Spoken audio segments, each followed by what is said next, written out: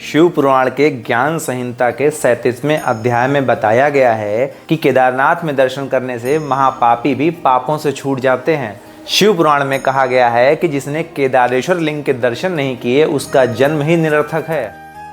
केदारनाथ आना बहुत लोगों का बहुत बड़ा सपना होता है और बहुत सारे लोग यहाँ आ भी चुके हैं और बहुत सारे लोग यहाँ जाने वाले भी हैं। तो आज हम आपको यहाँ के बारे में कुछ ऐसी बातें बताएंगे जो शायद ही आपको पता हो। ये सारी बातें पुराणों में लिखी हुई हैं। तो चलिए वीडियो को करते हैं शुरू। जय भोलेनाथ, मैं शिखा स्वागत करती हूँ आपका हमारे चैनल पर। तो आज हम आपको लेकर चलेंगे केदारनाथ की यात्रा पर। तो सबसे पहले बात कर लेते हैं कि यहाँ तक पहुँचा कैसे जाएगा। आपको बता दें कि यहाँ के करीबी रेलवे स्टेशन लगभग 250 किलोमीटर दूर ऋषिकेश या हरिद्वार में है। दिल्ली से हरिद्वार तक ट्रेन के स्लीपर क्लास का किराया 250 रुपये पड़ता है। ट्रेन के अलावा आप दिल्ली ISBT कश्मीरी गेट से हरिद्वार या ऋषिकेश के लिए बस भी ले सकते हैं। एयरपोर्ट और रेलवे स्टेशन दोनों ही जगहों से आपको सोनप्रयाग के लिए बस या टैक्सी की सुविधा मिल जाएगी। आपको बता दें ये वही जगह है जहां तक आप अपनी कार, बस या टैक्सी द्वारा आ सकते हैं। इसके बाद आपको लोकल टैक्सी लेनी होगी जो कि सोनप्रयाग से गौरीकुंड तक पहुंचाएगी, जो कि लगभग 5 किलोमीटर दूर है। इसका किराया लगभग 50 रुपये पड़ता है। और फिर गौरीकुंड से केदारनाथ तक 16 किलोमीटर की ट्रैकिंग करनी होगी। आपको बता दें कि अगर आप पैदल नहीं चल पा रहे हैं तो आप यहां पर हेलीकॉप्टर की सुविधा ले सकते हैं। इसके अलावा यहां पालकी और खच्चर की भी सुविधा उपलब्ध है। लेकिन आपको एक बात बता दें, आपको बहुत बड़ी मजबूरी हो, आपको कोई आपत्ति आ जाए तो ही आप खच्चर या पालकी में बैठें, नहीं तो आप पैदल ही यात्रा करें। क्योंकि बहुत सारे लोग यहाँ फैशन में आते हैं और चढ़ाई देखकर उनकी हालत हो जाती है खराब और वो लद लेते हैं खच्चर या पालकी में। ये बिल्कुल गलत है।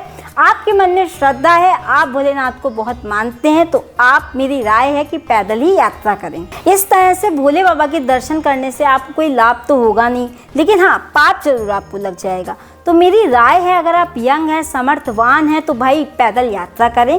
क्योंकि हमारे भोलेनाथ जितने भोले हैं उनका गुस्सा उतना ही प्रलयकारी है। जैसा कि आप सबको पता ही होगा, बताने की तो कोई ज़रूरत है ही नहीं, इसीलिए पुराणों में उनका नाम रुद्र भी है।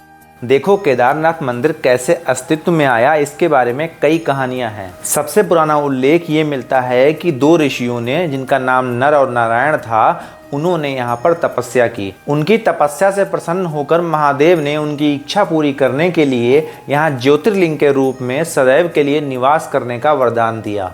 तो वहीं स्कंद पुराण के केदार खंड में ये बात सामने आती है कि जब महाभारत का युद्ध समाप्त हो गया तो पांडव अपनी मुक्ति के लिए महादेव की खोज के लिए निकल पड़े। लेकिन महादेव उनसे नाराज थे, इसलिए उन्हें दर्शन देना नहीं चाहते थे। तो किसी ने उन्हें बताया कि महादेव तुम्हें हिमालय में मिल जाएंगे। जिसके बाद पांडव हिमालय की ओर निकल पड़े।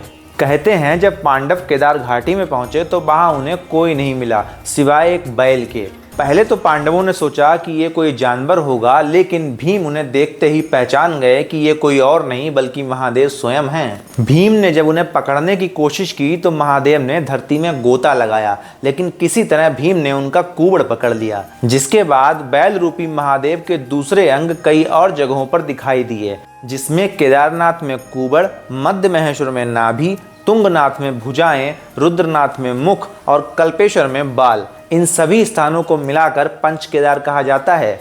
ऐसा माना जाता है कि मूल केदारनाथ मंदिर पांडवों द्वारा बनवाया गया था, जहां कूबड़ दिखाई दिया था। लेकिन अब जो वर्तमान वाला केदारनाथ मंदिर है उसका निर्माण आदि गुरु शंकराचार्य के द्वारा कराया गया था।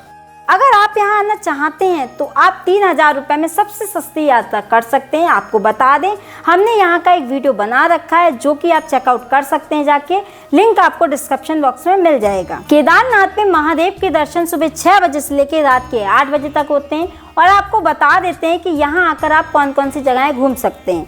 आप यहाँ बासुकी ताल, चोरावरी ताल या गांधी सरोवर, शंकराचार्य समाधि, भैरव बाबा मंदिर और मोदी की गुफा घूमने जा सकते हैं।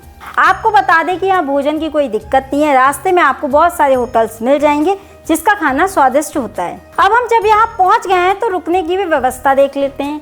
अगर आप भीड़ के समय आ रहे हैं तो यहाँ पर होटल आपको 5000 से 10,000 तक के मिलेंगे। लेकिन अगर आप मंदिर के पास वाला होटल लेना चाहते हैं तो 10 से 20,000 रुपये तक का पड़ जाएगा। लेकिन अगर आप डॉर्मेट्री वगैरह में रुकना चाहें तो आप आराम से रुक सकते हैं। वहाँ का चार्ज 500 रुपये पर पर्सन पर नाइट पड़ता है। मंदिर से 1 किलोमीटर पहले कई सारे आपको टेंट मिल जाएंगे। अगर आप कैंपिंग का मजा लेना चाहते हैं तो आप यहाँ आराम से रुक सकते हैं, जिसका किराया लगभग 1000 रुपए का हो जाएगा। तो अगर आपको भोले बाबा का बुलावा मिल चुका है और आप जाने का प्लान कर रहे हैं तो अपने साथ गर्म कपड़े, जैकेट, इनर, रेनकोट, मोजे, टॉर्च, खाने पीने का कुछ सामान और एक पानी की बोतल साथ लेकर आएं। इसके अलावा टोपी, धूप का चश्मा और सनस्क्रीन लोशन भी साथ रखें, क्योंकि सूर्य की रोशनी दिन के समय दिक्कत कर सकती है। आप इस तीर्थ यात्रा को शुरू करने से पहले अच्छी तरह से जॉगिंग करना शुरू कर दें, क्योंकि मंदिर बहुत ऊंचाई पर है और आपको यहाँ पर सहनशीलता की आवश्यकता पड़ सकती है। आपने वीडियो को बहुत पेशेंस के संग देखा। आपको वीडियो कैसा लगा कमेंट करके बताइएगा। ज़्यादा से ज़्यादा शिव भक्तों तक पहुँचाइएगा। बाकी वीडियो में कोई कमी रह गई हो तो आप हमारे इंस्टाग्राम पर आकर हमें मैसेज कर सकते हैं, आपको वहाँ पर रिप्लाई ज़रूर मिलेगा। बाकी मिलते हैं आपसे अगली वीडियो के साथ, तब तक ले जय भोलेनाथ।